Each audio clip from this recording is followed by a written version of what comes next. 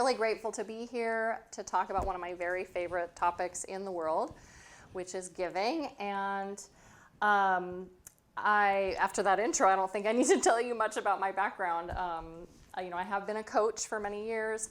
I was never given the handbook on how to become a wealthy artist when I got out of college as an artistic person, and it took me many, many years of trial and error and mistakes and self-discovery and learning from teachers and practicing different spiritual practices and prosperity practices to get to the point where I could write a book about money. So I'm really grateful for what I've learned, and I'm excited to be here tonight after the pandemic. I wore makeup for you guys. I dressed up. This is like really unusual for me. I've been working from home, working online for 2 years, and so it's really a treat to get to be out, and thank you all for coming out for this, especially on a hot night. So before we get started on the topic, I'd love to do a little exercise, and I gave you each a piece of paper, and there are some pens out there. So I want to invite you to do this. I want you to take the piece of paper and draw a line on it with two ends, like this. So draw a line. We're going to do this at the beginning, and then we're going to check in with it later. And on this line, I want you to segment, this is your entire income, right? So let's say monthly. This is your entire monthly income. So take a look at your monthly income and guesstimate how much of that monthly income you give, how much you save, and how much you spend. And just in terms of proportion, you don't even have to have specific numbers, but you might be like, I give a third away, I save a third, and I spend a third. You might make lines like that, right? And label one section give, one section save, one section spend. So this is just like a snapshot of where you're at right now with your giving, saving, and spending, because our topic tonight is nothing if not within the context of these three things. We can't have one without the other. And we'll check in with this later after the talk to see how you feel about maybe changing your current status of those three items. So that's our give, save, spend, and that's kind of the context of this talk. I was born a very generous child. I was always the person who wanted to give to the homeless, who wanted to meet the neighbors, who wanted to create events in my neighborhood. I always gathered the kids together to do a lemonade stand or to put on a play. I was very just dynamic, generous, extroverted kind of person. I was born into a middle-class family who were very tight with money. So their parents were survivors of the Great Depression. So they grew up with a very tight, frugal view of money. My parents were middle class. My dad was an accountant. They determined they were going to have a good middle class lifestyle for themselves and their children. They put both my brother and I through private high schools, and they put us both through college, debt-free.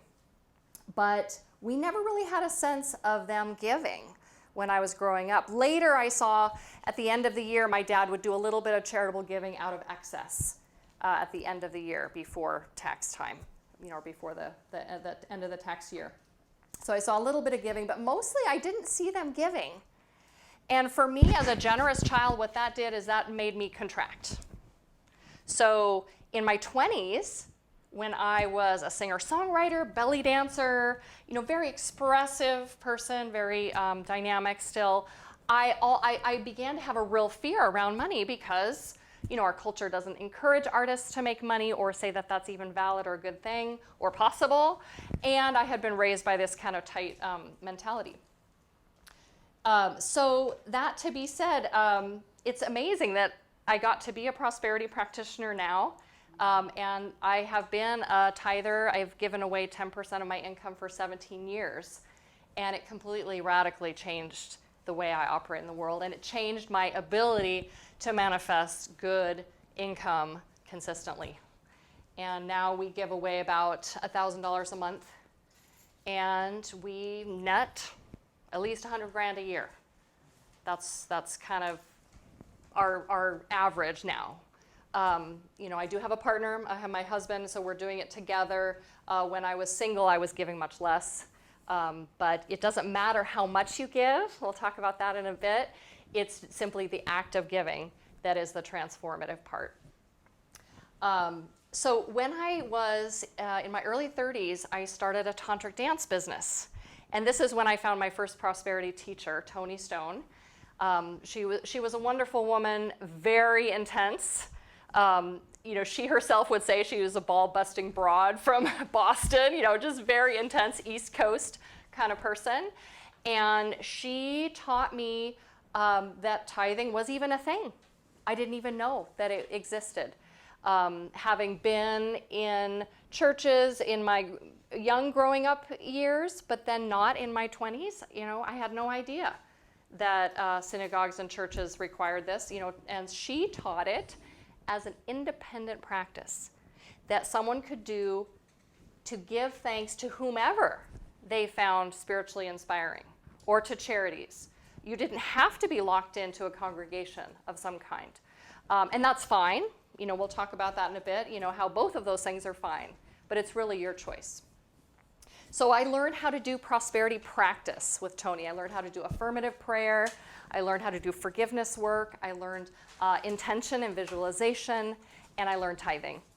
And the tithing, I never looked back.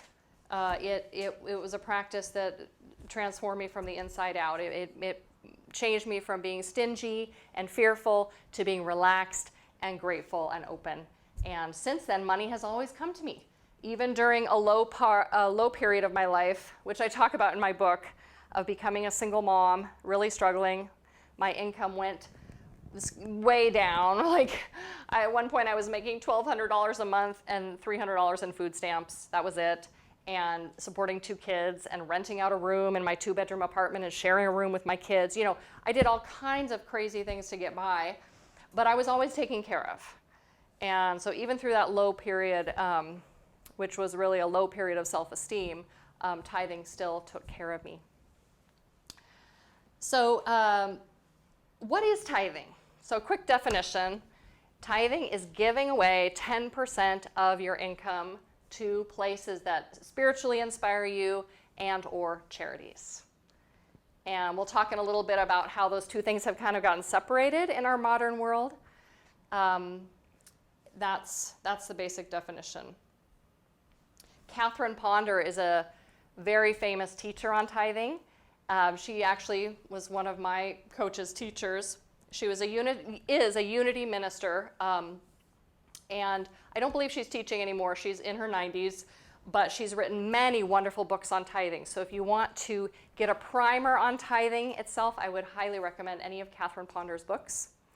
And she said, if I could only shout one message to the whole world regarding life secrets, it would be this: that you cannot get something for nothing, but that you can have the best of everything when you give full measure for the good you wish to receive.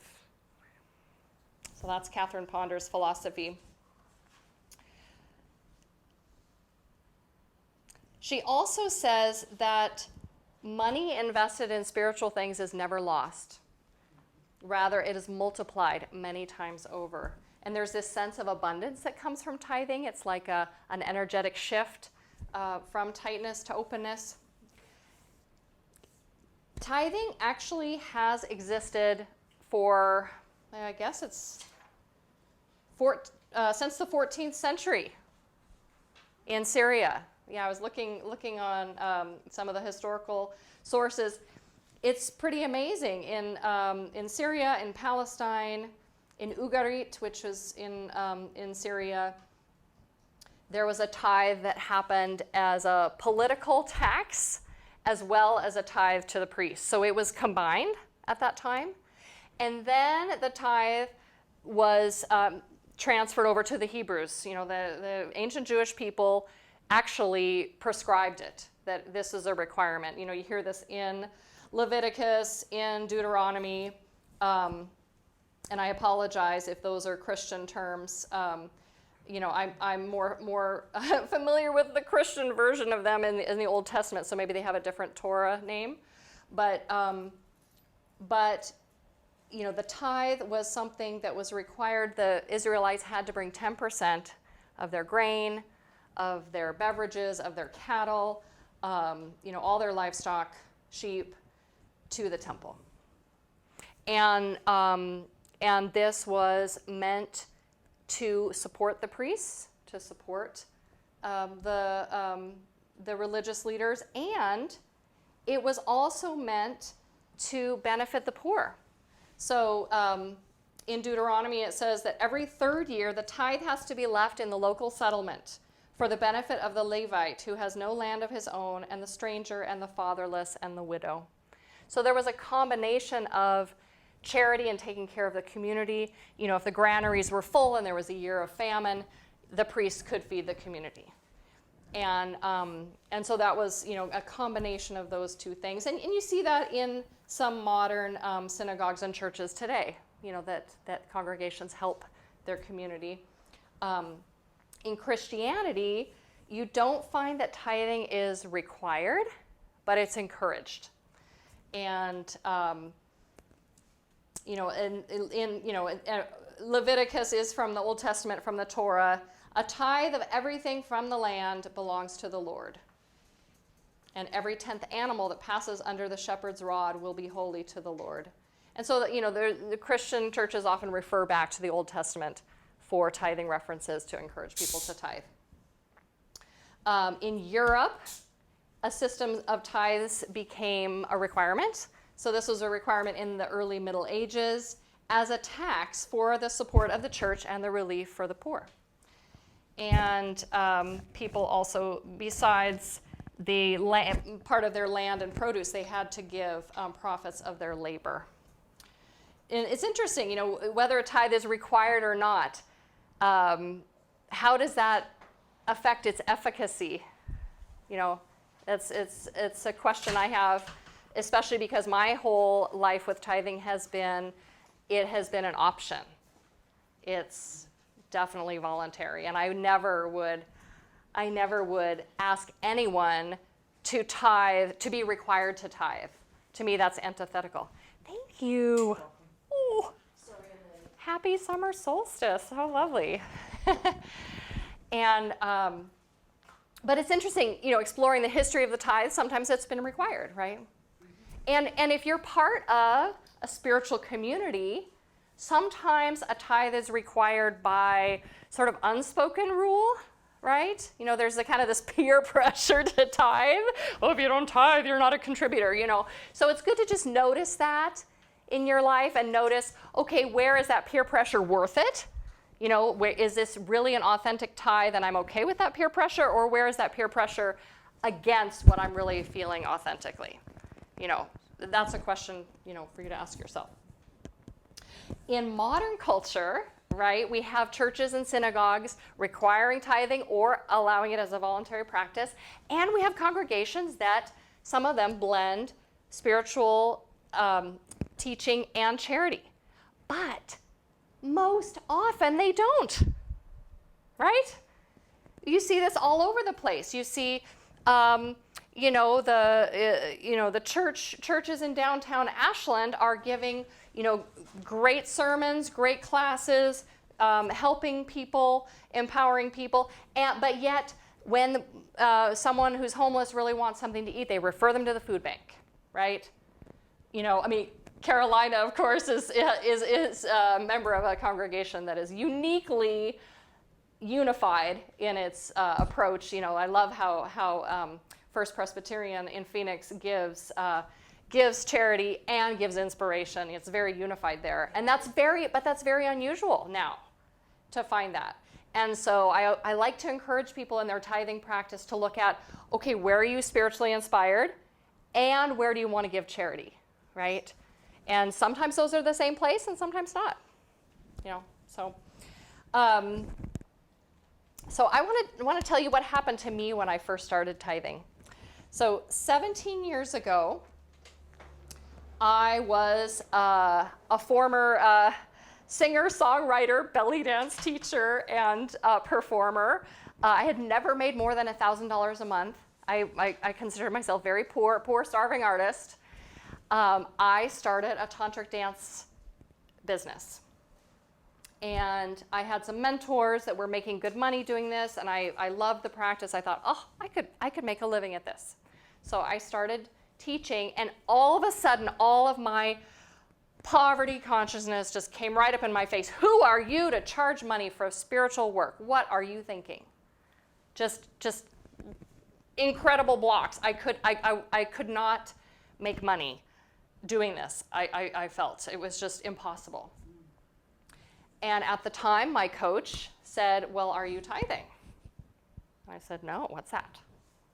So she explained it. I started slowly giving a little bit of my money away. And I noticed that my whole perception towards money changed. I became so much more accepting. People would give me $100 bills. I said, great, no problem. And I felt at ease with money. I felt grateful and relaxed. And I knew that the more money I received, the more I could then give. So it's almost like it took away that guilt factor for me. It made me feel that money was worthy and I was worthy of it. A lot of people talk about the benefit of tithing to organizations. And if you're part of any spiritual organization, you know the peer pressure, the encouragement when there is a big capital campaign or there's something big they want to do. Of course, when you tithe and give, it is of benefit to the organization, no doubt about it. But that's not what this talk is about. This talk is about the benefit to you, the individual. So one of the benefits, and there's about 5 or 6 here I want to talk about, is that tithing is flexible. So unlike the prescriptive tithe of the past, the tithe can follow your inspiration of what's authentically meaningful to you, month to month, week to week. If you're having trouble with money, I recommend you start tithing every week because it gets the circulation flowing and it gets you healing that prosperity consciousness much quicker. Most people give once a month, so that's another process. So a lot of churches and gurus leave out this option of flexibility, right? They leave that out conveniently when they talk about tithing. You must give to us. Really, what Tony taught me is if anyone tells you to tithe to them, run away. Because that's manipulation, right? To me, it's more authentic to teach about tithing as a general principle. And then if someone chooses to take advantage of that by tithing to that organization that's teaching about it, great. But to specifically ask for that from the member of a congregation, that makes me scared. The flexibility means you can change where you give the tithe week to week, month to month, year to year. My husband and I, we have given to various spiritual congregations we've been part of, but we always do it on a monthly basis. We never get locked in for like years and years because we want to make sure that we authentically feel that inspiration. Do we really feel grateful? Is this a gift back of gratitude that we really feel? Or do we want to shift and change? And we're giving to multiple places every month. It's really fun. I really enjoy getting to give every month. It's really a lot of fun. So the second benefit of tithing is that it ensures abundance. It ensures abundance in whatever form you give it. So this is an interesting distinction. I had a women's pampering day benefit that I used to run where women get together and you have different practitioners doing like massage and tarot reading and different fun things and raise money for a charity while doing so. And I happened to give away a bunch of jewelry at this event. And I had no attachment to receiving anything. But then a friend who was at the event, or maybe it was a fellow vendor, gave me this beautiful piece of jewelry. So when you give, you get back in whatever kind you gave. This is why people who give lots of time and say, oh, I give time, not money. I give time, not money. They have lots of time. They have lots of people helping them with time. If you want more money, you have to give money. Because that tells your consciousness, I have plenty of this. Now, this is the really interesting thing, and Tony Stone taught me this. When you give something away, you're saying to your unconscious, I have it to give, right? See, before when you're holding, you're saying, oh, I don't have it to give. But when you release it, and it's no accident that the hand opens, right? The clenched fist opens, then you're saying energetically, I have it to give. Even if it's $1, even if it's $5, I have it to give. And that just shifts your entire energy blueprint. It shifts you to be the kind of person who has it to give. And that's very attractive to more money, or more jewelry, or more chocolate. By the way, there's chocolate here. I want to pass this around. One more? Yeah. Yeah, so feel free to pass that around.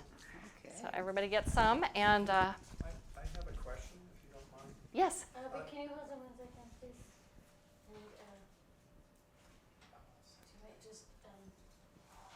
And do you mind talking into yours? Just one. Yeah, I just want so we can have it on the recording. Okay. Did you get some? We'll take your Okay. Okay, so my question is, my understanding, and I don't know if it's correct, is that historically tithing evolved out of farming, where 10% of the crop went to seed for planting. I don't know if that's true or not. Any thoughts on that, or have you heard of that? I haven't. That's an interesting distinction. Yeah, I'd love to learn more about that. Yeah, thank you for bringing that up. Or what about leaving the crop in the field? That may be. That's an interesting point. Yeah, and it's interesting, that's being brought up. This idea of 10% of the crop going to seed, because that's essentially spiritually what you're doing with tithing. Is you're sowing it spiritually to bring more. You're giving it in gratitude, and it brings more of the same. So I want to tell you another story about tithing. For me, this is probably the most dramatic. Well, maybe not. I have 2 dramatic tithing miracle stories that come to mind today. One is I was running this tantric dance business, right? Very alternative, right? Teaching tantric dance. And, who does this? And who actually makes a living at it, right? So I was growing my income slowly and surely. I made $8,000 one year, and then $12,000 the next year, and then $20,000 the next year, and then $50,000 the next year. So I was growing my income through tithing and through working. And I had a month where I had so many business expenses piling up. I was running a big retreat in the Seattle area. I just had like $3,000 of business expenses I had to pay now, and I didn't have the money. And I remembered, I have not tithed yet this month. And I looked at the money that had come in, and I'd only made about $100. So the amount that I could tithe would be $10, right? And I thought to myself, do I really want to give $10? That just seems so humble and awful. But okay, I'm committed to this practice. I'm going to do it. And so I sent the $10 off to the place where I felt inspired, and it shifted everything for me. I went from feeling fearful to feeling relaxed. I went from feeling tight to feeling generous. And the next day, I had a $3,000 day. I enrolled a couple people in my programs, and the bills were paid. So that's a very amazing, story that it just always comes to me. Since then, I would say that most of my experience with tithing has been regular giving and regular receiving, regular giving, regular receiving. It's been kind of boring. You know, it hasn't been dramatic like that. It's been just things work. You know, I always have income. We always have income. We always have money. We always have plenty to give. The other real dramatic story is after the Alameda fire, you know, our home burned, and we received an extra $30,000 from our home insurance that was beyond the value that we had it insured for, just because of you know, various outbuildings and things that we didn't expect were going to be insured. So that was a huge gift. And I attribute that to the fact that since the beginning of the pandemic, I was giving a lot of money and time away, giving to business owners who'd been impacted by COVID, giving to business owners of color, you know, doing work for fire victims after the fire. So that givingness in action, you know, just tends to bring receiving for us, and we're really grateful.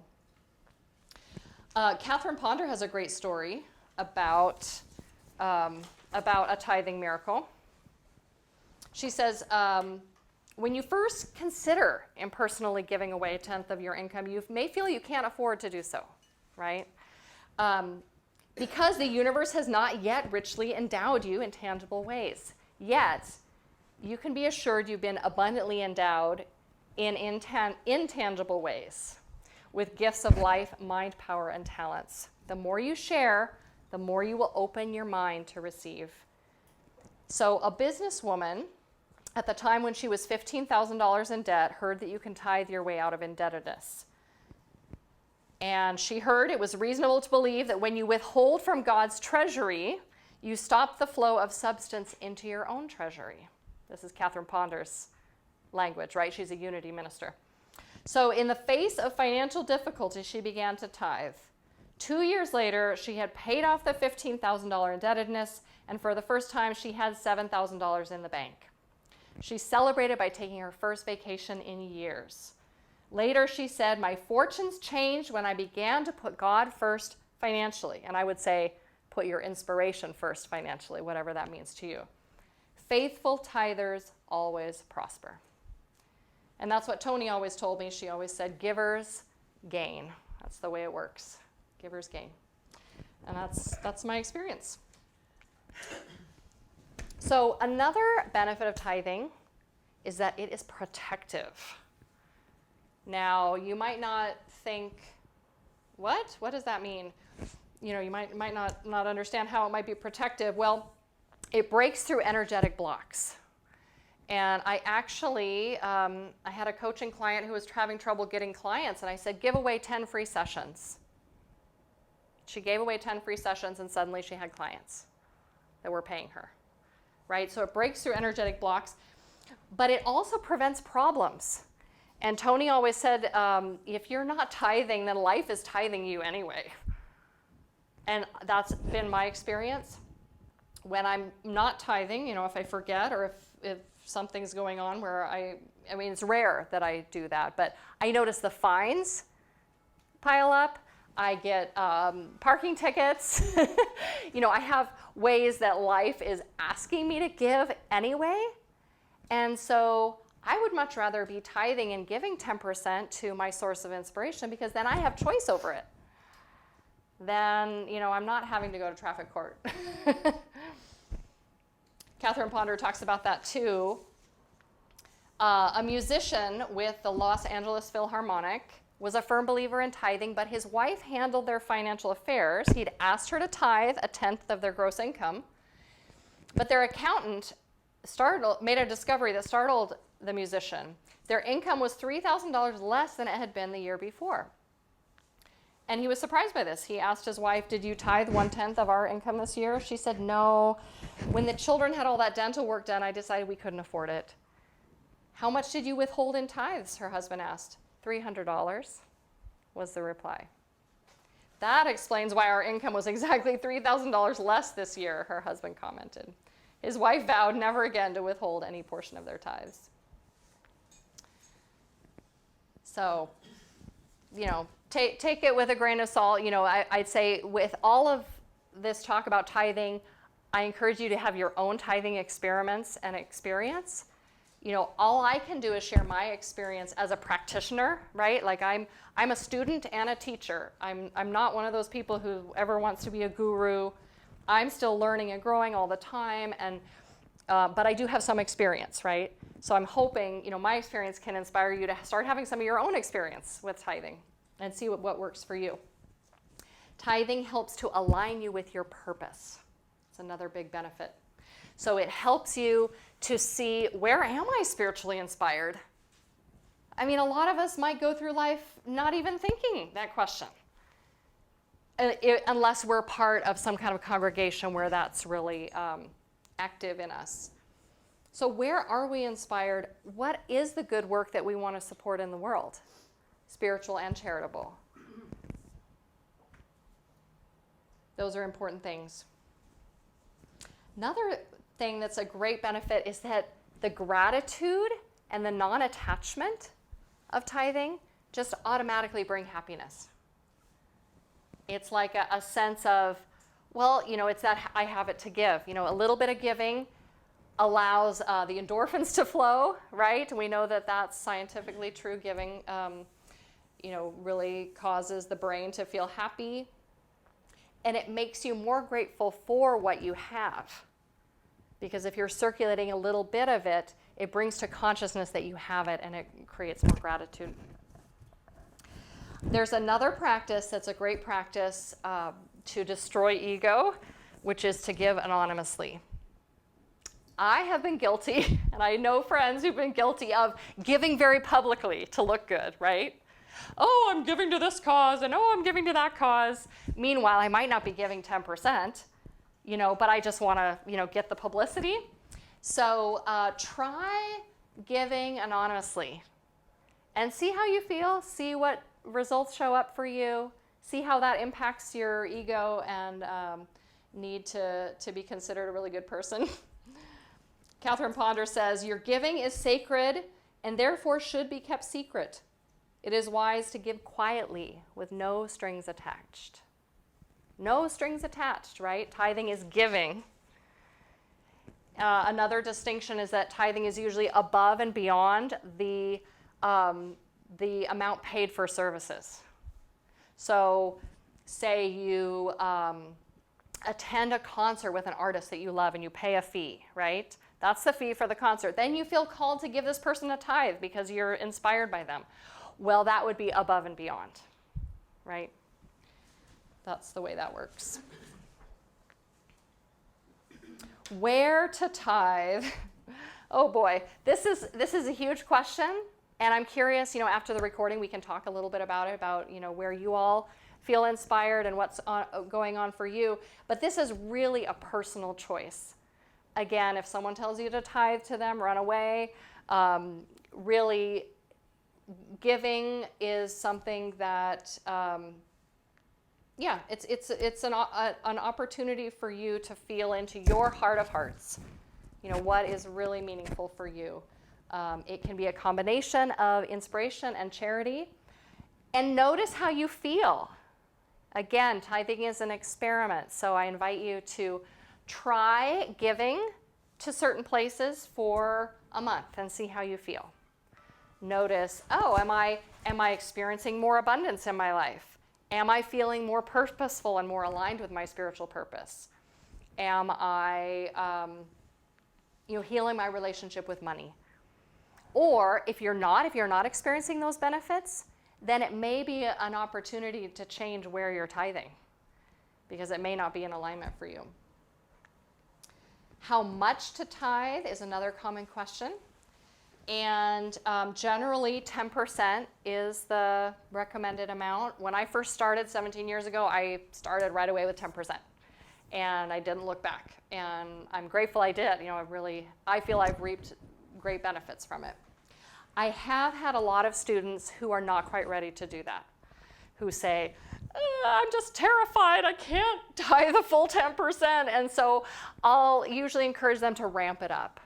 So you can start, 1%, 5%, whatever you feel comfortable with, and ramp it up. I mean, and the main thing is to be giving something. It's stretching the soul, a little bit, giving something and seeing how that goes, seeing how the experiment works and what results you get for yourself. Do you tithe on the gross or tithe on the net? That's another common question. That's, again, a personal choice. I really leave it up to the individual. I have done both. And right now, I'm tithing on our gross income, and that feels good. There have been other times when I was a single parent, I was tithing on the net because I really needed, a huge margin of my income for just living expenses. Okay, so there's a dark side of tithing, and I experienced this when I was giving 20% away, but I wasn't saving anything. Go back to that exercise we did in the beginning, and we'll do this again in a minute.